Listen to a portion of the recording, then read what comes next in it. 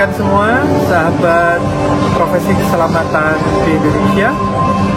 Saya mengajak rekan-rekan untuk subscribe YouTube channel Istian Wijayanto, karena Istian Wijayanto merupakan orang yang punya concern yang cukup tinggi untuk mengelola keselamatan kerja, baik keselamatan pertambangan, konstruksi, dan sebagainya. Videonya sangat inspiratif, sangat menarik, dan sangat memberi manfaat buat kita semua. Ayo kita subscribe. Thank you. Kita berbicara di sektor tambang. Nah, di sektor tambang ini juga ada CSMS. Jadi kalau teman-teman tadi bicara di sektor non-tambang, baik di manufacture maupun juga di oil and gas maupun juga di sektor lain lah ya. Nanti kita ini juga ada sektor ini ya, untuk yang CSMS. Biasanya kita menyebutnya standar usaha pengelolaan usaha jasa pertambangan lah ya. Nah, di dalam ini yang pertama yang harus diperhatikan adalah kalau kita bicara dasar hukumnya banyak ya, cuman kita konsen hanya yang di kotak merah ya, karena dulu sebelum terbitnya Permen SDM nomor 5 2021 di lampiran 3 itu masih mengacu ke Kepmen 1796 ya, karena di Kepmen 1796 itu juga inline dengan Kepmen 1806 terkait dengan metrik RKAB, terus juga 1796 ini, maka lahirlah di 2021 ada Permen 5 2021. Nah, dan 1796 juga belum dicabut, cuman biasanya sudah mengacu ke Permen 5 2021. Apa isinya Permen 5 2021? Nah, di tambang ini yang pertama dipelototin adalah perizinannya dulu kalau kita bicara CSMS ya. Jadi ketika teman-teman perusahaan saya pengen kerja di tambang, bagaimana?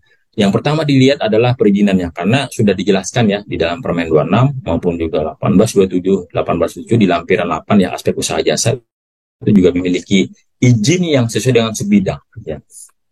Kita berbicara ini beberapa rancangan yang biasanya ditambang ya. Saya bicara alur dulu ya, alur proses CSMS di tambang. Ketika ada tender terus juga di sini di dalam tender ini ada prakualifikasi juga, sama sebenarnya dengan non tambang, terus juga evaluasi terus yang ikut tender tersebut. Maka di dalam tender tersebut ini ada yang namanya evaluasi KPLH tender lah ya. Ini biasanya ada grading juga, grading dari nilai dari sambil jalan. Ini termasuk juga di sini termasuk perizinannya ya. Nah, ini juga dilihat juga bagaimana kualifikasi tipe pekerja sudah dipetakan, maka akan ada sertifikasi prakualifikasi ya. Dan tentunya di sini juga mengacu kepada siklus dari PDCA.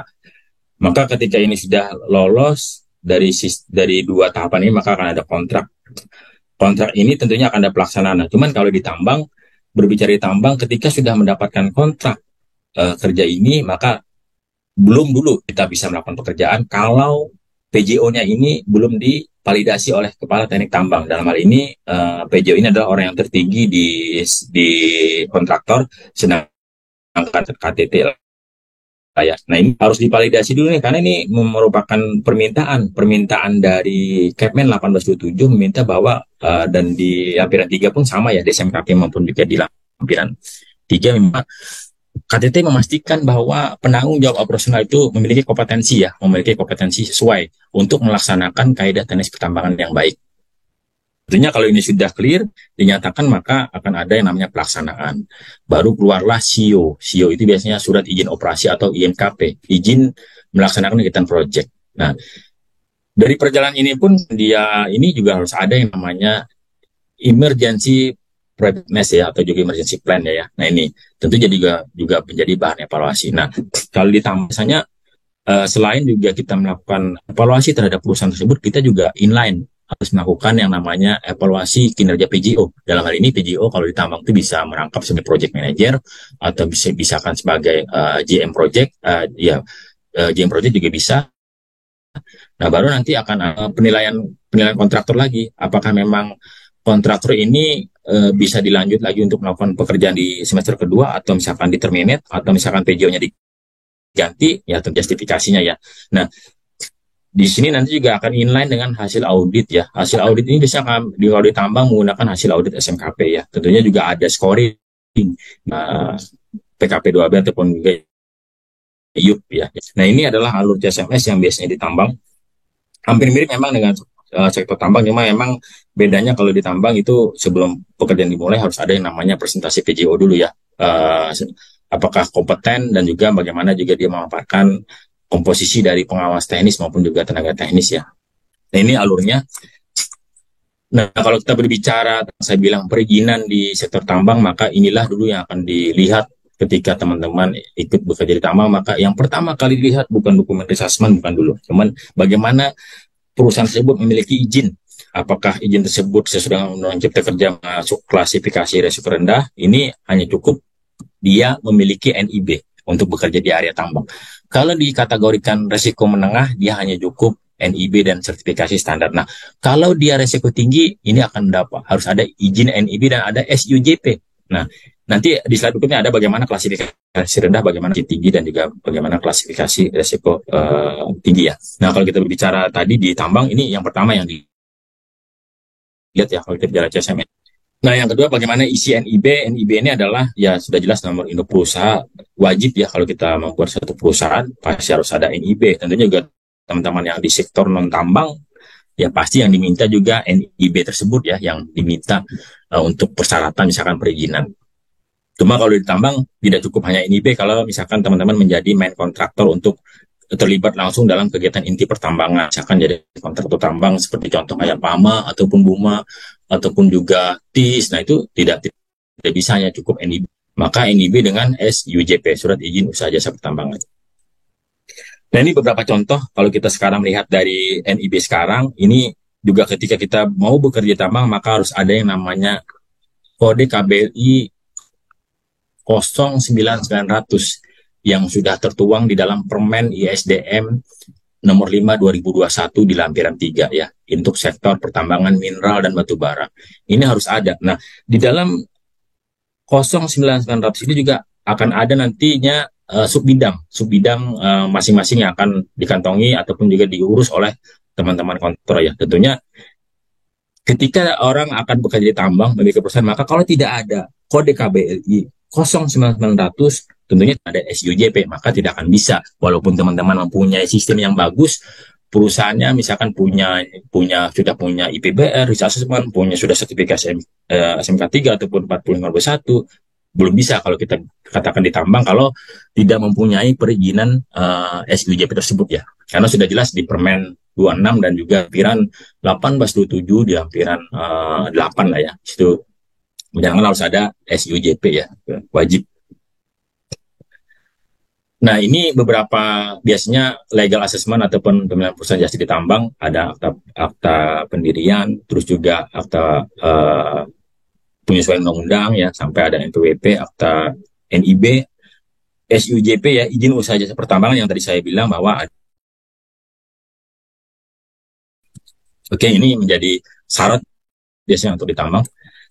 Nah, ini yang saya bilang tadi, kalau tadi berbicara Undang-Undang Cipta Kerja, tadi sudah mengklasifikasikan dengan juga Permen ISDM nomor 5 2021 berbasis risiko, bagaimana klasifikasi dari tadi risiko rendah maupun juga risiko menengah. Nah, kalau teman-teman mendapatkan tender, misalkan hanya kontraktor jasa boga atau catering, itu hanya cukup NIB, tidak perlu dia mengurus SUJP. Karena kenapa? Karena dia dikategorikan non-inti.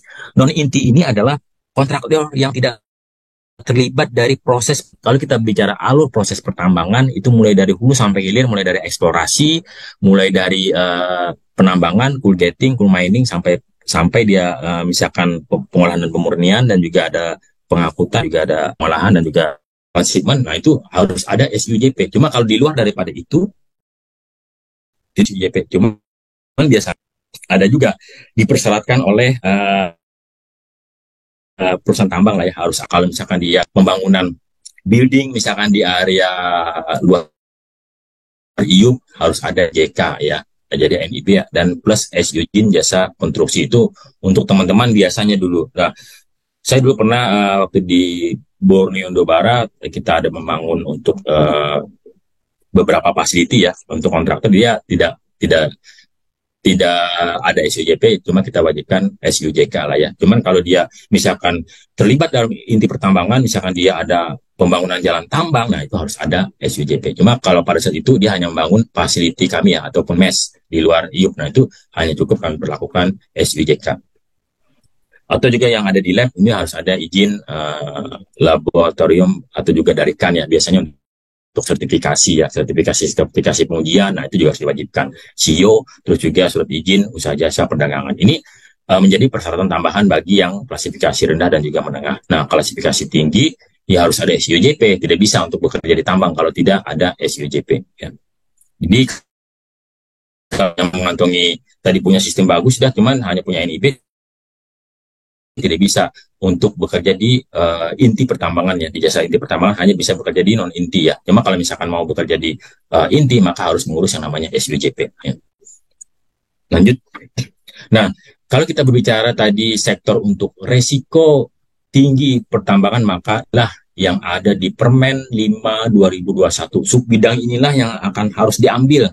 Tadi sudah ada kode KBRI 09900, maka ketika teman-teman sudah memiliki izin tersebut, maka juga akan diminta oleh Kementerian SDM dan ini juga Badan Pemodalan yang mana yang akan diambil subbidangnya, kan apakah boleh semuanya? Boleh. Cuman di dalam subbidang dari mulai penyelidikan umum, eksplorasi, studi kelayakan, terus juga ada konstruksi pertambangan, di masing-masing ini harus ada tenaga ahli, tenaga teknis. Makanya biasanya diwajibkan kalau bekerja di tambang tidak boleh tidak memiliki izin dia bekerja. Salah satu contoh dulu pengalaman kami, kontraktor kami adalah PT Sabta Indah Sejati.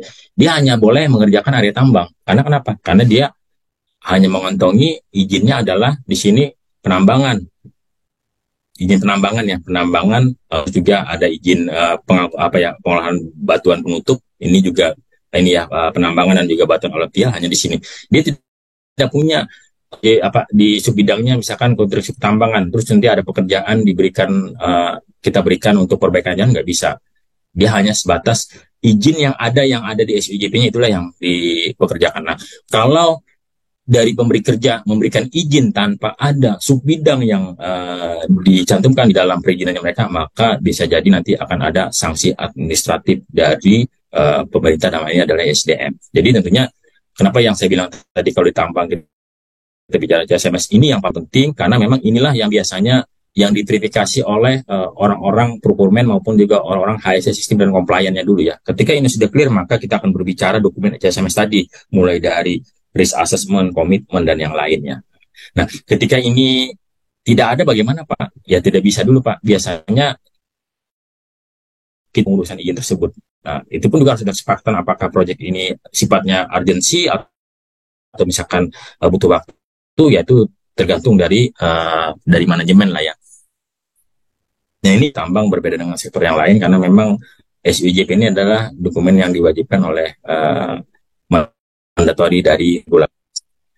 Lanjut, nah SUJP maka kita juga kalau di tambang ada juga tadi yang kalau kita bicara 10 dokumen MS, di tambang pun juga meminta bagaimana ada kebijakan ya. Kebijakan ini juga harus ada penyusunan kebijakan, isi kebijakan, dan juga penetapan kebijakan lah ya. Ini juga diminta di dalam tambang. Setelah ada izinnya, SUJP-nya clear, dia akan bekerja di area penambangan, misalnya, terus dia bekerja di area pengolahan, terus dia bekerja di area pengangkutan, misalkan coal hauling, maka juga diminta dokumen ini menjadi dokumen lanjutan lah ya, adanya kebijakan yang sudah ditandatangani.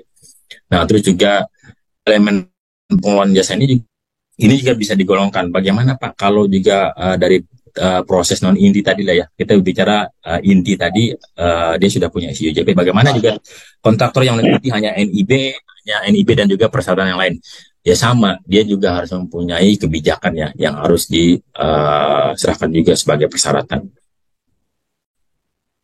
Sama ya, dokumen di perencanaan tentunya juga ini adanya juga IPBR juga sama ya. Cuma di sini kalau ditambang biasanya dilihat lagi bagaimana dari si on tersebut memetakan untuk pengadaan jasa ini, mengidentifikasi dari jenis pekerjaan, modal yang diberikan, terus juga adanya penilaian risiko pekerjaan. Penilaian risiko pekerjaan ini juga inline ya dengan manajemen risiko, terus juga durasi pekerjaan. Nah, karena memang kalau kita berbicara sektor tambang, padat modal dan juga peralatannya juga banyak ya, canggih dan juga tambang cukup dinamis. Makanya juga perlu adanya modal yang dilihat ya. Jadi apakah memang sesuai dengan kontrak yang diberikan, terus juga apakah sesuai dengan profit, dan juga durasi waktunya seperti apa. Apakah durasi waktunya panjang, apakah pendek ya, karena ini juga biasanya akan dilihat kalau misalkan perusahaan tersebut ikut tender di tambang.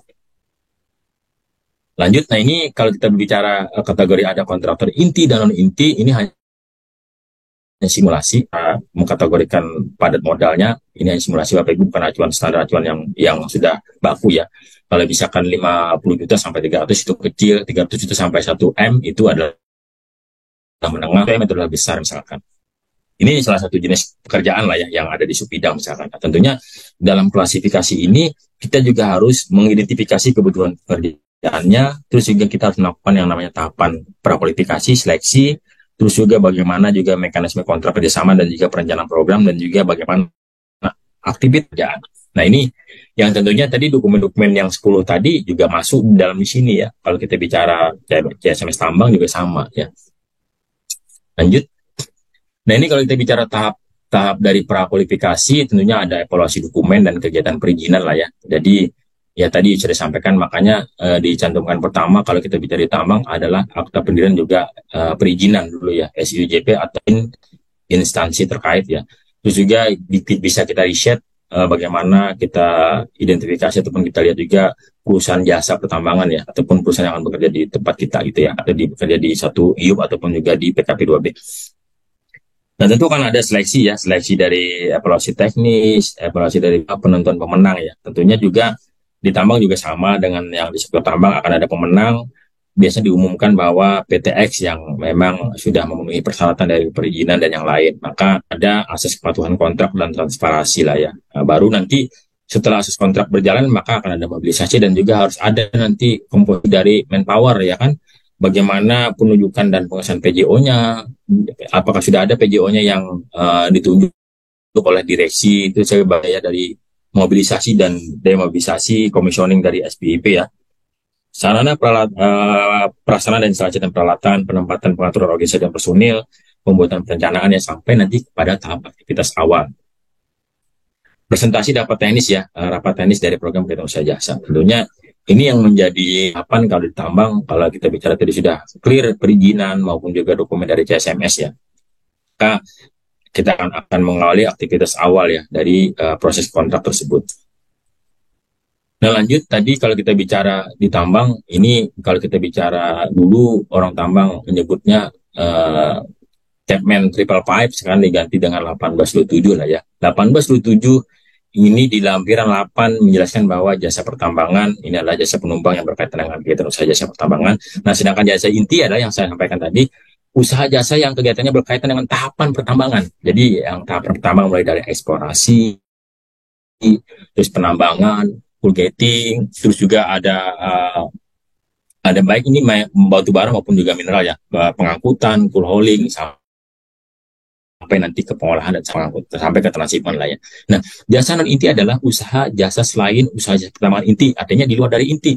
Yang mendukung ya tadi catering, terus juga ada pekerjaan yang di luar IUP, itu juga menjadi pekerjaan non inti lah ya. Kegiatan jasa pertambangan yang lain, kegiatan jasa pertambangan ini adalah kegiatan yang dapat diserahkan kepada perusahaan jasa pertambangan meliputi ya inti dan non inti ya. Terus juga mineral aluvial ini biasanya pelaksanaan penambangan dari bidang penggalian endapan mineral yang ini biasanya teman-teman yang termasuk saya sekarang bekerja di mineral di nikel ya, ini harus ada izin dari sebidang dari penambangan mineral aluvial. Termasuk juga teman-teman yang bekerja di emas juga harus ada izinnya dari subbidangnya yang ini ya, penambangan mineral aluvial. Oke, kita lanjut. Nah ini kalau kita berbicara bagaimana menentukan prakualifikasi, sebenarnya di dalam 1827 pun juga sudah di guide ya, ataupun juga ada panduannya lah. Selain tadi kita sudah membuat CSMS sendiri, bagaimana kegiatan ini, poin pertama bagaimana kegiatan ini dapat mengagak IUP. Nah ini sudah jelas bahwa harus ada IUP kalau kegiatan inti ya, kegiatan ini kalau kontrak selain dokumen CSMS. Poin kedua, bagaimana kegiatan non inti dapat dilakukan perusahaan jasa pertambangan yang telah memiliki izin yang diterbitkan oleh instansi terkait. Dalam hal ini adalah NIB. Terus juga ada tambahan yang lain tadi kan, ada SUJK, ada SIO, ada sertifikasi KAN ya kan. Itu juga harus dilampirkan. Nah, poin ketiga, bagaimana perusahaan jasa dapat melakukan kegiatan sesuai dengan bidang, harus ada bidang usahanya juga, subbidangnya ya kan. Kalau sudah mengantongi SUJP, maka akan kita verifikasi lagi sesuai dengan kontrak ataupun tender yang kita ini kan. Kita misalkan satu perusahaan IUP ataupun orang membuka misalkan mencari perusahaan kontraktor tambang untuk menambang di pit terbuka, open pit misalkan. Nah, ini harus lihat apa aja tahapannya yang dibuat ya. Apakah ada penambangan, apa gambaran pemberian batuan penutup, terus juga ada sebidang perbengkel, ada peledakan misalkan, itu juga dilihat. Nah, dari situlah ketika ada perusahaan masuk, kita akan memapping yang mana yang paling lengkap izinnya, itu dulu kita pilih, nanti maka kita akan masuk tahap tadi CSMS lah ya. Ada komitmen, ada dokumen manajemen risiko, dan yang lain itu dokumen pendukung dari selain perizinan. Nah, poin 4, bagaimana juga pemegang IUP ataupun IUPK dan IUP operasi ini, bagaimana juga ini bisa menentukan persyaratan teknis dari jasa pertambangan yang akan dipekerjakan. Jadi selain ini juga ada juga persyaratan teknisnya. Misalkan si kontraktor tambang ini banyak nggak mempunyai tenaga teknis yang kompeten. Tenaga teknis kompeten seperti apa? Salah satunya tenaga ahli konstruksi, orang geotek, terus juga orang misalkan TPI, terus juga rescue juga itu masuk juga dengan ya tenaga teknis. Untuk di tenaga teknis ini sudah diatur ya di lampiran 2 aspek teknis ya di 1827, bagaimana tenaga teknis yang di area operasi penambangan dan pengolahan ya kan. Lanjut. Nah, ini kalau kita berbicara juga pemilihan perusahaan jasa juga sudah dipandu juga, sudah diminta juga di dalam 1827 selain dari dokumen CSMS tadi.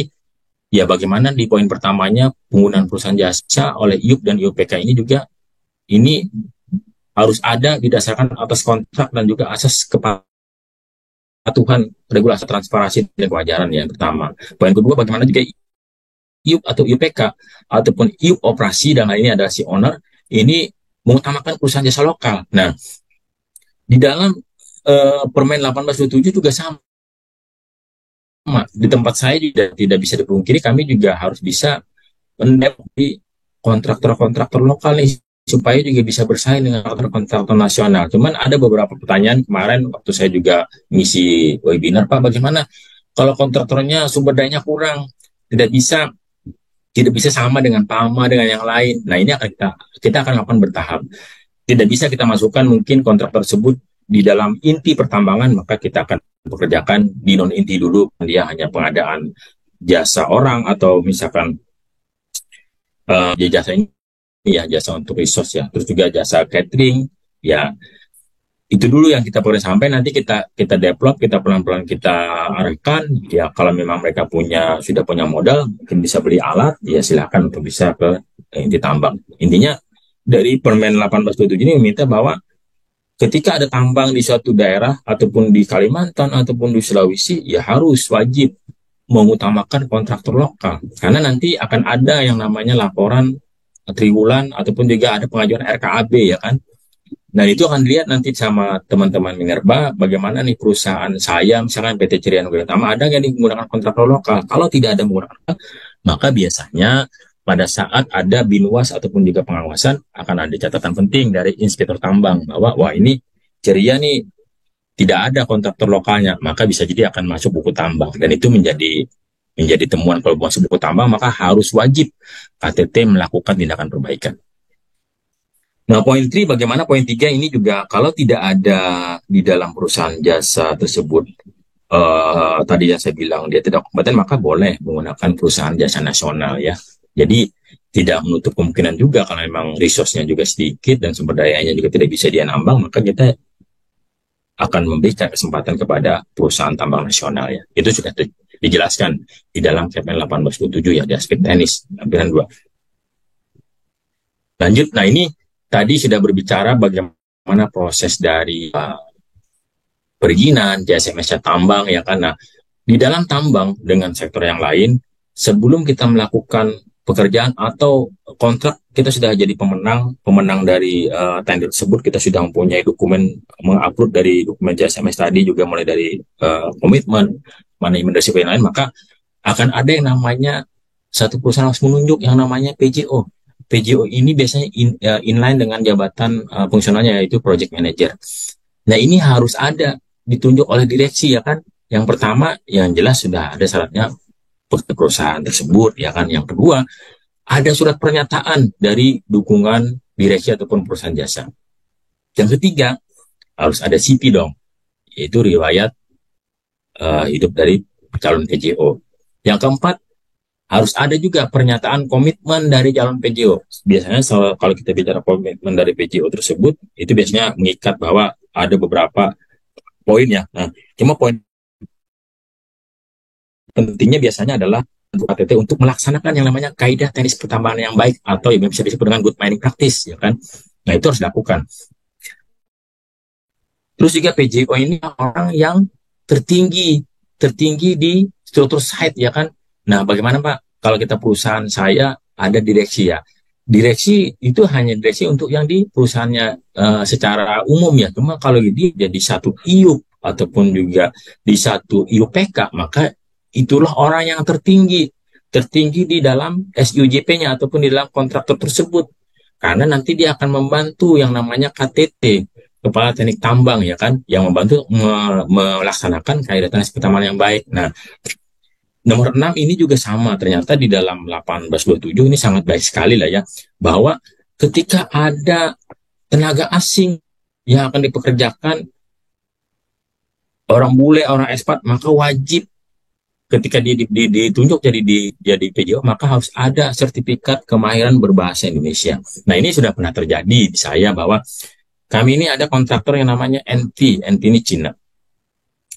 Jadi tidak ada PJO. Ya. Terus setelah ada inspeksi dari temuan isu utama, maka harus ada wajib PJO. Nah, ternyata memang kalau kita bicara Cina kan minim sekali mereka bisa berbahasa Inggris dan juga berbahasa Indonesia. Ada 3 orang. Nah, akhirnya kita minta advice juga ke inspektur tambang. Akhirnya ya mereka meng-hire orang yang memang mempunyai kompetensi yang memang sesuai di bidangnya, yang sudah POM, yang sudah POU, ya itu yang dijadikan PJO. Cuma kita juga minta bahwa ini harus ada penunjukan direksi. Itu boleh kita lakukan seperti itu. Cuma ada juga biasanya yang kontraktor di luar di luar Indonesia seperti TIS, Lighton yang lain itu juga McMahon itu kalau dia mau PJO ekspat boleh, nanti harus ada kemahiran berbahasa Indonesia ya, itu dilampirkan. Banyak boleh yang berbahasa Indonesia.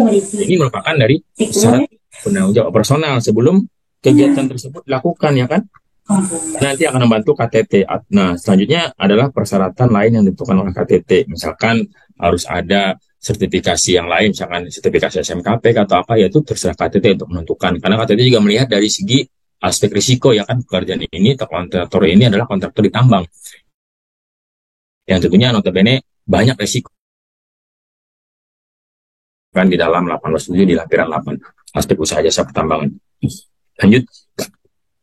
Nah, ini bagaimana persyaratan teknis yang harus dimiliki oleh PJO ya. Jadi kalau kita bicara saya pengen melamar jadi PJO ya ataupun project manager, bisa jadi project manager di dalam satu kontraktor di tambang itu bukan PJO, bisa juga. Cuma PJO ini harus mempunyai persyaratan tersebut. Yang pertama harus memahami aspek regulasi dan juga peraturan mengenai usaha jasa pertambangan. Tentunya di sini adalah 1827 di lampiran 8. Memahami aspek pengelolaan jasa, terus juga memahami kewajiban dan sanksi dari usaha jasa pertambangan. Dalam hal ini di Permen 26 sudah jelas bahwa kewajiban dari pemilik IUP, dan juga Permen kemarin juga sudah lahir, Permen SDM nomor 10 2023 terkait dengan RKAB, kewajiban dari perusahaan jasa dan pemilik IUP itu wajib melaporkan kegiatan usaha jasanya secara berkala kepada gubernur, kepada menteri, dan juga kepada kepala teknik tambang. Nah, tentunya kalau ini tidak dilaporkan, maka akan ada yang namanya sanksi administratif, surat teguran, sampai ke pencabutan izin. Kalau sudah pencabutan izin, maka perusahaan tersebut tidak bisa untuk bekerja di area tambang. Silakan bekerja di area yang lain. Nah, ini yang bedanya di sektor yang lain ya kan. Nah, untuk jenjang sertifikasinya juga sama. Lain mungkin di sektor manufaktur atau gas mungkin hanya cukup sertifikasi kompetensi yang lain lah ya. Misalkan dia memiliki kompetensi, misalkan anggaplah ahli K3 umum, atau misalkan basic dari kepemimpinan, ya itu di lain. Nah, kalau di tambang, ketika berbicara PJO, itu minimal harus ada yang namanya sertifikasi pengawas operasional yang biasanya teman-teman senang ikut diklat lah ya. Nah ini pun juga biasanya ada beberapa perusahaan tambang, termasuk di tempat saya sudah kita atur bahwa klasifikasi ataupun kelas PJO juga harus ditentukan berdasarkan jumlah alat, jumlah orang, dan juga bisnis proses dan juga resiko dari pekerjaan tersebut. Kalau dia masuknya di tambang, maka dia harus tingkat KTT, harus POU. Kalau dia hanya sebatas catering, hanya sebatas support, yaitu hanya POP. Kalau misalnya tidak punya POP, boleh suku-suku hanya pra POP. Karena memang dari segi risiko, jumlah orang juga tidak banyak. Dan juga dari jumlah SPIP yang dikelola juga tidak banyak. Nah ini yang bedanya juga CSMS di tambang lah ya. Nah lanjut, kita tadi sudah bicara persyaratan teknis. Nah kalau kita berbicara kewajiban kriteria PJO, jadi kalau biasanya di sektor yang lain, di selain tambang, kalau misalkan Menkonnya punya ini ya, punya subkon yang lain, mungkin di situ ada project manager lah ya. Cuman sama juga kalau kita di tambang, baik yang inti ataupun non inti itu harus ada PJO. Cuma dengan catatan, kalau inti kita sudah jelas itu sudah ikut harus ada PJO. Cuma kalau dia non inti itu kalau dia memiliki kontrak tertulis dan ada menempatkan orang di site. Nah ini ada pertanyaan juga ke saya, Pak, bagaimana kami ini Menkon kami di Menkonnya PP ya, perumahan pembangunan. Pak, kami punya subkon kami ini PT Kalbeton. Cuma kami dia hanya supply Pak, supply batu dan semen. Cuma tidak menempatkan orang Pak, dia hanya workshopnya di Kolaka, di Kendari. Harus ada PJO enggak? Tidak perlu ada PJO, karena dia tidak menempatkan orang di site. Jadi kalau dia non inti tidak menempatkan orang di site, maksud di site ini adalah di wilayah IUP atau IUPK, itu tidak wajib ada PJO. Cuma dia ada menempatkan orang, mau dia menempatkan orang, mau 2 orang, wajib ada PJO. Cuma nanti akan dilihat oleh KTT apakah kelasnya tinggi atau rendah. Ya kan? Bisa jadi kalau misalkan high risk, KTT meminta bahwa ini harus ada sertifikasi POP. Cuma kalau dia low risk, ya silakan. Hanya mungkin pra POP atau sertifikasi yang lain. Nah itu yang uniknya kalau di tambang ya. Kalau di tempat yang di sektor yang lain mungkin ada juga. Mungkin hanya sebatas project manager lah ya. Cuman tidak dibagi klasifikasi itu ya. Lanjut. Nah ini beberapa step bagaimana proses pengesahan PJO ya. Jadi kalau kita bicara, saya sudah mengantongi kontrak untuk bekerja di tambang, maka belum dulu KTT belum mengizinkan untuk bekerja karena amanat dari peraturan juga belum dulu, karena harus ada yang namanya penunjukan dulu, pembuatan surat permohonan, baru nanti evaluasi dan validasi. Ketika gagal, maka bisa jadi KTT akan memberikan waktu, entah itu misalkan 2 bulan atau 1 bulan. Nah ketika nanti ujian divalidasi lagi ternyata tidak lulus, maka KTT akan memberikan surat kepada direksi untuk meminta mengganti calon PJ tersebut yang tinggi. Nah, otomatis pekerjaannya belum bisa dilakukan. Baru nanti ada penerbitan pengesahan PJO ya. Ini merupakan dari pengesahan PJO ya. Sesuai dengan Kepmen 1877 juga di lampiran 8 juga di lampiran 1 ya di 1877. Nah, ini implementasi dari CSMS. Ini ada pelaksanaan pengolahan jasa pertambangan, ada pelaksanaan pesan sama juga ya. Terus juga ada pelaksanaan pengolahan perusahaan jasa, terus juga bagaimana juga pemilik IUP ini juga bisa monitoring, bisa menyusun dan menetapkan prosedur. Terus juga ini prosedurnya paling sedikit juga ini harus ditangani oleh KTT ya. Terus juga menetapkan bagaimana proses pemilihan jasa ya, atau juga mengidentifikasi, ini juga harus dituangkan dalam prosedur. Terus juga ini harus ada juga keterlibatan direksi lah ya. Dalam ini selain KTT juga direksi juga harus mensupport bagaimana pemilihan jasa pertambangan inilah ya. Ini dari segi implementasi di tambang. Nah ini juga proses dari implementasi tambang, bagaimana jasa itu setelah memiliki kontrak kerjasama itu juga harus mengidentifikasi ya pekerjaannya ya, mengidentifikasi pekerjaan apakah sesuai dengan kaidah teknis pertambangan yang baik ya, karena kalau kita bicara good mining practice ada 8 lampiran lah ya. Nah ini juga harus disesuaikan yang mana yang bisa diterapkan lah ya. Nah kalau bicara penerapan kaidah teknis pertambangan yang baik, ada beberapa skup, yaitu ada aspek teknis, ada konservasi mineral dan batu bara, ada keselamatan pertambangan, ada lingkungan pertambangan. Dan juga kalau di Permen 26 tambahannya adalah pemanfaatan teknologi ya. Nah, terus tentunya juga perusahaan jasa punya program kerja ya, punya program kerja inline dengan dokumen CSMS yang di-upload, bagaimana juga TSP tersebut inline dengan regulasi 1877. Nah, program kerja ya yang biasanya harus dibuat di dalam lingkup masing-masing. Kalau aspek teknis adanya pembunuhan tenaga teknis, ada penyediaan peralatan sesuai dengan kriteria kelayakan, yang memiliki yang dimiliki juga ini layak lah ya, sarana prasarana ada contohnya misalkan ada office building, workshop, tangki BBC itu masuk dari prasarana ya kan. Konservasi mineral dan batu bara bagaimana dan peralatan untuk memperoleh manfaat dari mineral dan juga batu bara yang dioptimalkan. Artinya tidak ada yang terbuang ketika dari proses penambangan ya kan. Tentunya didukung oleh peralatan yang memang sudah layak.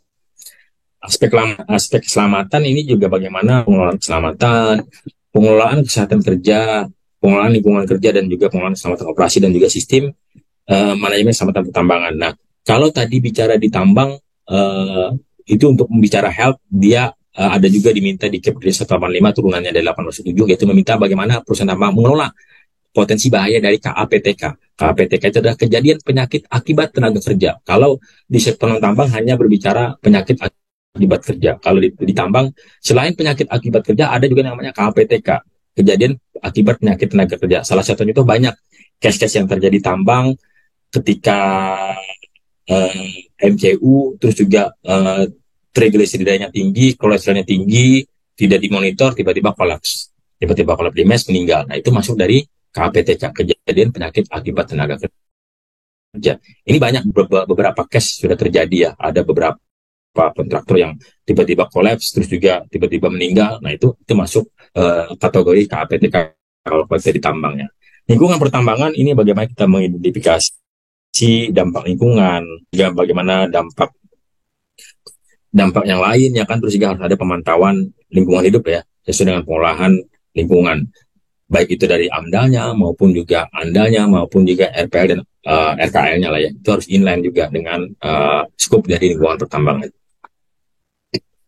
Lanjut, ini implementasi juga bagaimana pembagian IUP ini juga bisa menyusun untuk prosedur menerapkan kaidah teknis pertambangan yang baik ya, tentunya dalam hal ini untuk membantu KTT ya. Nah, dalam prosedur ini juga harus ditetapkan oleh KTT atau PJO ya, untuk bisa mengelola yang namanya ataupun juga mengimplementasikan kaidah teknis pertambangan yang baik ya. Nah, ini beberapa pengawasan biasanya yang dilakukan ya, yang oleh IUP ini mulai dari berkontrak langsung, mulai kualifikasi perusahaan jasa, klasifikasi tenaga ahli dan peralatan, terus juga pengawasan yang tidak berkontrak ya bisa harus dilakukan juga, bagaimana kualifikasi dari perusahaan jasa, tenaga ahli dan peralatan ya. Ini merupakan dari bagian juga proses dari pelaksanaan TSMS lah ya, tahapan pelaksanaan dan juga evaluasi. Nah, ini juga sama dari pelaksanaan ya, pengawasan program kerja, KTT juga membuat prosedur, terus juga pengawasan dilakukan oleh KTT dan dibantu oleh pelaksana operasional jasa pertambangan dalam ini PJO ya. PJO dan PJ juga wajib memiliki kontrak kerjasama ya. Tentunya dalam hal ini PJO ini wajib ya untuk melakukan pengawasan sesuai yang disyaratkan oleh KTT melalui prosedur ya. Bulan sekali ya dilakukan oleh KTT biasanya untuk melihat bagaimana entah itu visit ke lapangan dan juga verifikasi dokumen. Nah, ini dalam segi hal pelaporan sama ya. Kalau kita bicara CMS tambang, ini pelaporan ke pemerintah wajib dulu untuk laporan triwulan, terus juga manual sistem pengelolaan jasa juga sama diupload ya, sistem online maupun juga manual yang harus dilaporkan. Nah, ini bagaimana evaluasi perusahaan jasa pertambangan? Nah, ini juga harus dievaluasi ternyata. Evaluasinya adalah bagaimana kita mengevaluasi kebijakan pengelolaan jasa pertambangan, terus juga bagaimana evaluasi perencanaan perusahaan jasa, bagaimana evaluasi dari organisasi pengelolaan jasa pertambangan, terus juga bagaimana evaluasi penerapan pengelolaan perusahaan jasa, dan audit pengelolaan jasa ini bisa dilainkan dengan checklist audit KP ataupun juga tools yang lainnya boleh ya, merujuk yang lain, tidak ada larangan kalau misalkan menghadap yang lain. Rencana tindak lanjut dan perbaikan juga harus dibuat di dalam tinjauan manajemen kalau kita melakukan dari pengelolaan usaha jasa ya. Dalam hal ini kalau misalkan Menkonnya punya subkon ya harus dilakukan juga evaluasi terhadap subkontraktor tersebut ya, kalau di jasa pertambangannya. Nah, ini beberapa evaluasi dari kinerja PJO yang biasanya harus dipertanggungjawabkan oleh PJO. Ini biasanya KTT harus melakukan evaluasi ya sama PJO minimal ini dalam 1 tahun 1 kali ya, atau mau 2 tahun juga boleh, cuma 1 tahun sekali. Terus juga bagaimana KTT harus membuat standar lulusan. Terus juga KTT harus menetapkan apa yang akan dievaluasi ya kan. Untuk PJO ini berarti minimal ada 4. Bagaimana asas kepatuhan dari peraturan perundangan, asas kepatuhan pelaporan berkala, pemenuhan kewajiban sebagai yang tercantum dalam kontrak, misalkan pemenuhan kaidah teknis pertambangan yang baik ya harus wajib juga dievaluasi bagaimana implementasinya ya, baik segi dokumentasi maupun juga dari implementasi. Dan KTT juga jika tidak memenuhi kriteria, KTT ini tidak kompeten ya, karena hanya dalam 1 tahun dalam kaidah teknis pertambangan yang baik dan mengelola K3 sangat jelek. Ya KTT berhak untuk membuat surat permohonan penggantian PJO, artinya bukan PJA-nya yang tidak performa, cuman PJO-nya misalkan boleh mengganti PJO atau include juga dengan perusahaannya. KTT meminta yang ada tidak ada komitmen atau dukungan dari direksi, boleh selama itu tidak tuangkan dalam kontrak. Pernah terjadi di dalam saya berkarir lah ya, kita putus kontraknya ya karena memang tidak perform. Hasil evaluasi juga ini harus didokumentasikan ke KTT karena ini menjadi laporan juga nanti di dalam triwulan dan juga laporan kepada Kepala Inspektur Tambang ya. Dalam hal ini Kepala Inspektur Tambang di lanjut. Nah ini dari mekanisme dari kinerja PJO, KTT menentukan waktu jadwal evaluasi secara berkala, tadi bisa setahun sekali atau 2 tahun. Terus juga KTT menetapkan standar evaluasi, tadi sudah jelaskan 4 ya. Terus juga kalau misalkan dia tidak oke, berarti KTT meminta kepada direksi ataupun perusahaan jasa untuk mengganti orang tersebut ya kan. Baru nanti KTT menentukan parameter rigid secara evaluasinya yang baik dari kompetensi, komitmen, dan juga prestasi. Jikalau oke, ya sudah tetap lanjut, maka KTT bisa bekerja lagi di site tersebut ya. Lanjut. Nah ini beberapa slide terakhir ya. Ini di dalam samping kita mau usaha jasa juga mungkin bisa kita inline-kan dengan audit internal kita ya. Mungkin audit SM mana kita juga melihat dari ketertiban prosedur dari pengelola usaha jasa, program audit juga apakah masuk skup dari usaha jasa ataupun juga kontraktor kita, pelaksanaannya hasil audit dan juga tindak lanjut ya. Nah ini harus diinginkan juga dengan audit SMKP ya kalau kita bicara di sektor tambang. Nah lanjut slide terakhir ini bagaimana tindak lanjut dari perbaikan ya, tentunya dari hasil keseluruhan dari evaluasi PJO, hasil audit, maka ini juga akan dibawa tentunya di dalam tinjauan manajemen masing-masing lah ya, baik itu pemilik IUP maupun juga kontraktor lah ya, agar nanti menjadi output untuk peningkatan berkelanjutan ya, peningkatan K3 berkelanjutan. Nah ini menjadi rangkaian dari suatu CSMS di tambang. Nah ini highlight beberapa isi CSMS yang biasanya di tambang yang harus diupload ya, yang sebagai data-data yang harus diupload, selain juga data CSMS tadi yang merupakan dari sektor tambang juga masuk sama semuanya. Terus yang selanjutnya, nah ini juga